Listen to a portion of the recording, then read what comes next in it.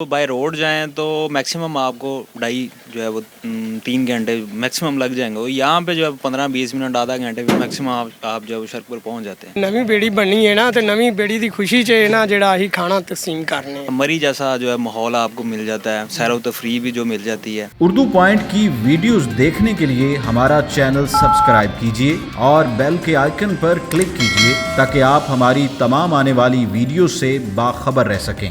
السلام علیکم ناظرین, آپ دیکھ رہے ہیں اردو پوائنٹ. میں ہوں فاروق شباز وڑائچ. کہتے ہیں کہ دنیا سکڑ رہی ہے, فاصلے کم ہو رہے ہیں, لیکن لاہور شہر کے اندر ہی میں اس وقت موجود ہوں مولن وال گاؤں میں, اور میں اس وقت ایک کشتی پر موجود ہوں.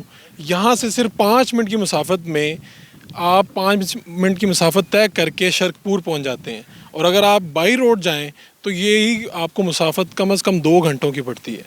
اور یہاں پہ کتنے لوگ سفر کرتے ہیں روز, جہاں پر وقت کی بچت ہوتی ہے, روز جہاں پر لوگ اپنا ٹائم بچا رہے ہیں, وہیں پر ان کے کم پیسوں میں وہ یہاں سے اتنا زیادہ فاصلہ طے کر لیتے ہیں.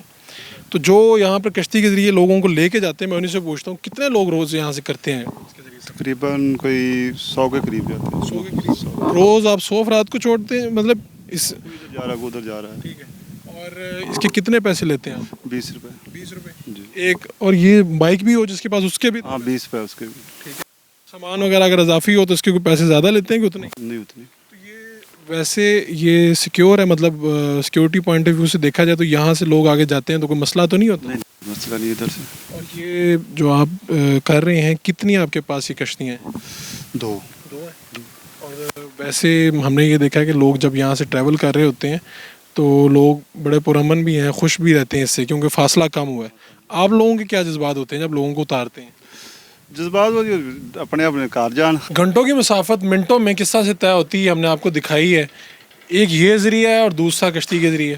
تو جو لوگ روز ٹریول کرتے ہیں انہیں سے پوچھتے ہیں, آپ یہاں پر جاتے ہیں ان دونوں ذریعوں کے ذریعے جاتے ہیں؟ ہاں جی بالکل. زیادہ مزیدار اور اچھا ہے ماحول کے لحاظ سے دیکھا جائے تو یہ بڑا زبردست ہے. وہ بھی زبردست ہے جو کشتی کا سفر ہے. یہاں پہ ایک جس طرح مری جیسا جو ہے ماحول آپ کو مل جاتا ہے, سیر و تفریح بھی جو مل جاتی ہے, اس لحاظ سے یہ بہتر ہے.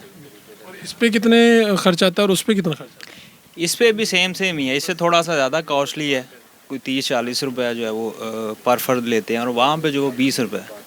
یہ تو جو کافی لمبا سفر ہے جو آسانی سے طے ہو جاتا ہے, تو یہ تو بہت سہولت ہے یہاں کے لوگوں کو. ہاں جی بالکل ایسا ہی ہے.